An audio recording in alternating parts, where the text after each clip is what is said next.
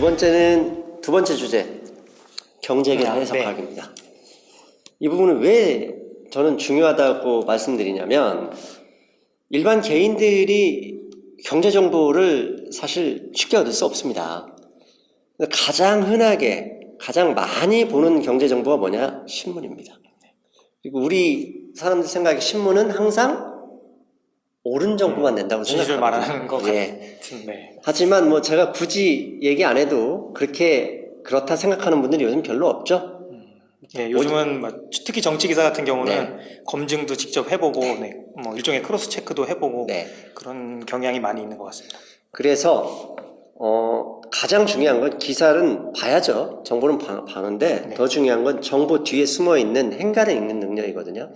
그래서 지금부터 이제 그러니까 이 방송을 할 때마다 제가 혹시라도 속지 않았으면 하는 기사를 한두 개씩 꼭 소개를 해드리겠습니다. 첫 번째, 이게 5월 20일 날 나왔던 기사입니다. 네. 이게 5월 20일이면 오늘 지금 촬영한 날이 오늘 며칠이죠? 26일. 26일입니다. 네, 일주일 된 기사네요. 네. 일주일 전에는 대북 관련주가 상당히 좋았죠? 네, 맞습니다. 저 때는 뭐 통일이 눈앞에 있는 것처럼 네. 저도 많이 기대하고 있었던 상황입니다. 네. 근데 갑자기 목요일 날 자정 다 돼가지고 트럼프 대통령께서 네, 한마디로 안 한다 이래가지고 어제 금요일 날 거의 다 시장이 패닉 됐었죠. 네, 맞습니다. 그때 패닉 됐을 때 신문 기사가 나온 게 있어요. 잘 보세요. 다음 남북 경협 테마주는 자동차 금융주다 이렇게 나왔어요. 네. 그래서 미성장 초기 산업 초기 예를 보니까 산업재, 소재, 소비재, 금융업종 순으로 주도 업종이 변화됐다. 네. 그래서 한마디로 이 기사를 읽으신 분들이 대북주에 소외되신 분들이 분명히 있었을 거예요. 건설주나 뭐 관광주나 그다음에 시멘트주에 못 탔던 분들이 야 이거 자동차주 사야 되는 거 아니냐 라고 충분히 오해할 만한 기사죠. 네, 그렇죠. 흐름으로 보면 네, 자동차 금융주가 네. 언급이 돼 있으니까 네. 요즘 스마트폰 때문에요 신문 기사를 끝까지 읽는 분들이 별로 없습니다. 네, 제목. 예, 네. 제목만 보고 넘어가거든요. 맞습니다. 제목만 보면 다음 남북 경협 테마주는 자동차래. 특히 자동차 금융을 언급했는데 네. 금융은 좀 와닿지가 않지만 자동차는 네, 바로 좀 현대차 사야 되나? 뭐 이런 그렇죠. 느낌 네, 딱 드는데요. 네. 그런데 뭐 현대차 주가부터 한번 볼까요? 네. 네, 제가 차트 하나 가져왔는데 보십시오. 네. 자, 이거 나온 날도 떨어졌고요. 최근에 뭐 그냥 한없이 떨어집니다. 주식시장이 상승 반전은 기한 지도 꽤 오래됐지만 최근 몇 달 동안 현대차는 사실 기약 없이 떨어지고 있습니다. 자, 그래서 이건 뭐냐 하고 기사를 다시 봤더니 이게 지금 어느 그 증권사의 리포트를 이 헤럴드 경제가 인용한 건데요. 네. 인용한 내용을 찾아보니까 1885년 미국 경제 얘기를 해놨네요. 그래서 읽어보겠습니다. 그러면 네. 1985년 아닙니다. 1885년. 네. 1885년 찰스 다우가 처음 만든 다우지수는 10개의 산업 성장 주도로 구성됐는데 그중 8개가 철도지였고 나머지 부분이 뭐 석탄가스 오일이었고 그 다음에 뭐 자동차다. 4개의 자동차 기업이 있다. 이렇게 되어 있었습니다. 네. 제가 어떻게 보면은 저희 뭐 대북 테마주하고 비슷한 흐름인 것 같은데요. 철도주, 네, 석탄가스 오일 에너지 자원주. 이게 상당히 참 그럴듯해요. 네, 맞습니다. 그런데 1885년이면 우리나라 언제죠? 조선시대. 그렇죠. 네. 우리 말 타고 다닐 때입니다. 소 달구지 말 타고 다닐 때고요. 지금하고는 완전히 다른 세상. 그렇죠. 그럼 미국은 이 당시에 뭐 있었냐? 미국도 똑같았죠. 카우보이 있던 시절. 그렇죠. 네. 즉 맞습니다. 세계 경제가 초창기에 산업화되는 게 결국 영국에서 시작됐지만 네. 2차 산업혁명은 어떻게 보면 미국에서 시작됐는데 그게 핵심이 뭐냐면 철도였습니다. 왜? 못 가는 곳이 없었잖아요. 네. 철도, 그 다음에 자동차였죠. 네. 자, 그 당시에 자동차는 지금의 아이폰과 비견할 정도의 신제품, 그러니까 혁신적인 제품이었잖아요. 자, 북한의 인구가 약 3천만 명 정도 되는데 북한이 경제 성장을 한다고 해서 갑자기 자동차를 현대차 한국의 매출의 한 30-40%가 사줄 수 있느냐? 저는 아니라고 봅니다. 그렇죠. 그거는 예. 네, 불가능하죠. 그리고 경제 수준이 올라와야 되니까. 이미 또 북한도 중국이나 이런 데 자동차를 많이 수입해 와 있고요. 차라리 이 기사가 이렇게 쓰지 않고 앞으로 현대 자동차가 북한의 합작 공장 만들고 이런 계획이 있어서 자동차를 추천한다. 이러면 저는 그나마 개연성이 높다. 네. 근데 전혀 뭐 100년 전, 130년 전의 내용을 가지고 끼워 맞추게 하는 이 내용, 제가 뭐라고 혼자 생각했냐? 기관들이 개미들한테 자동차도 떠넘기고 싶은 모양이구나 라고 판단을 했습니다. 어떻게든 끼워 넣어서 대북에 끼워 넣어서 넘기려고 하는. 그렇죠. 지금 이 방송 보시는 분들 자동차주 투자자별 매매 동향 보십시오. 외국인들 기관들 열심히 팝니다. 왜? 현대차가 나중에 기회 있으면 얘기하겠지만 자동차 산업이 만만치 않은 지금 경쟁에 돌입해 있습니다. 그 상황이 있어서 남북 경협 테마주로 자동차를 끼워넣는다는 것 자체는 속으시면 안 된다고 봅니다.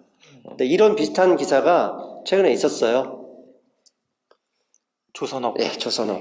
이런 기사 많이 보셨을 겁니다. 조선업 회복 기대감. 네.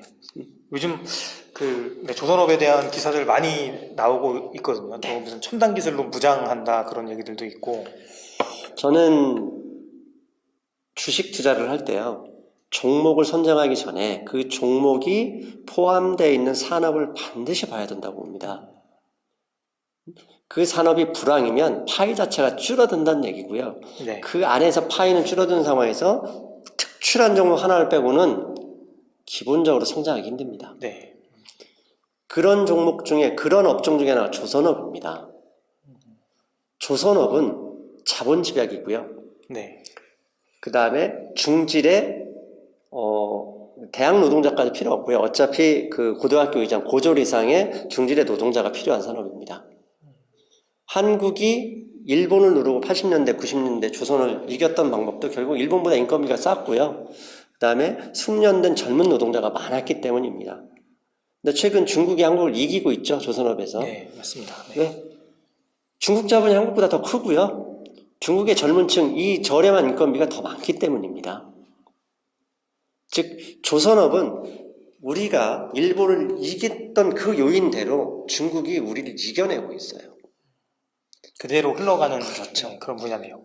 향후 중국의 조선업은 결국은 다른 나라, 가령 필리핀이나 네. 베트남처럼 젊은 인건비가 싸고 젊은 인구가 많은 나라한테 결국은 잡히게 됩니다. 물론 일본이 그렇다고 조선업이 없어졌냐? 없어지지 않았어요. 가령 부가가치가 높은 유람선이나 그다음에 해외 석유 시추 이런 것은 분명히 있거든요. 네. 즉 그 부분 한 단계 우리가 질적 성장으로 가야 되는데 한국이 아직 그런 능력이 안 되고 있거든요. 즉 이런 기사 나온 다음에 주가를 그대로 확인해 보시면 됩니다. 대표적인 게 이게 현대중공업입니다. 네. 현대중공업 월봉인데요. 결국 불능이에요. 장기 하락이네요. 네. 네.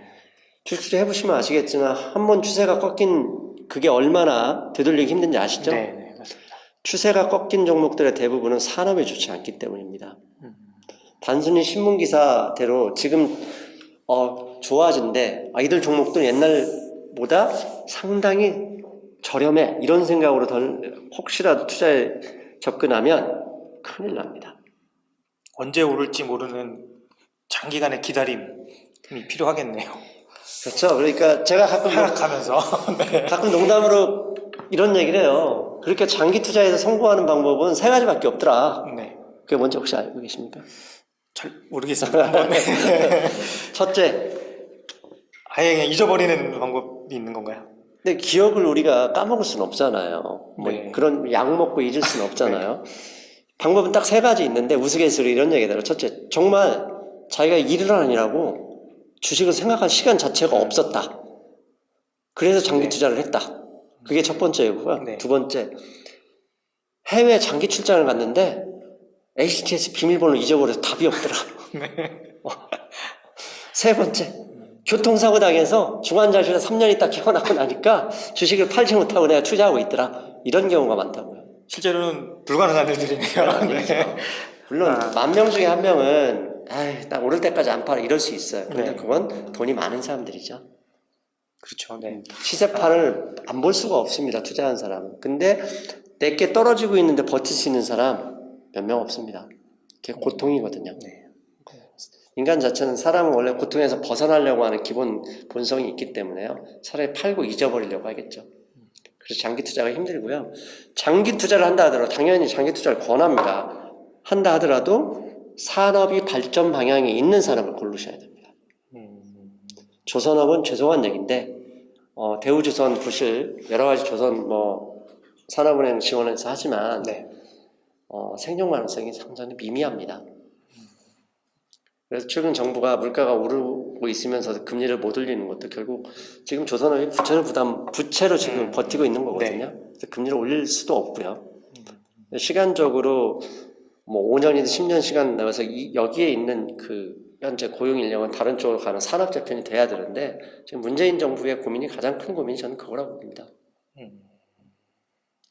자, 네. 즉 어떻게 보면 단순히 두 가지인데요. 그냥 단순히 제목만 보시더라도 한번 이게 진짜 맞는 얘기인가라고 한번 생각해 보셔야 되고요. 네. 그다음에 자동차준, 조선업 이런 좋은 얘기가 나오면 반드시 해당 주가, 해당 업종의 지수를 확인하셔야 돼요. 네. 네. 확인해서 지수 추세선이 깨졌다 그러면 접근하시면 안 됩니다. 이런 주식도 올라봤자 많이 못 오릅니다. 왜? 바로 매물대에 막혀서 두들겨 맞게 되어 있거든요. 네. 맞죠? 네. 네.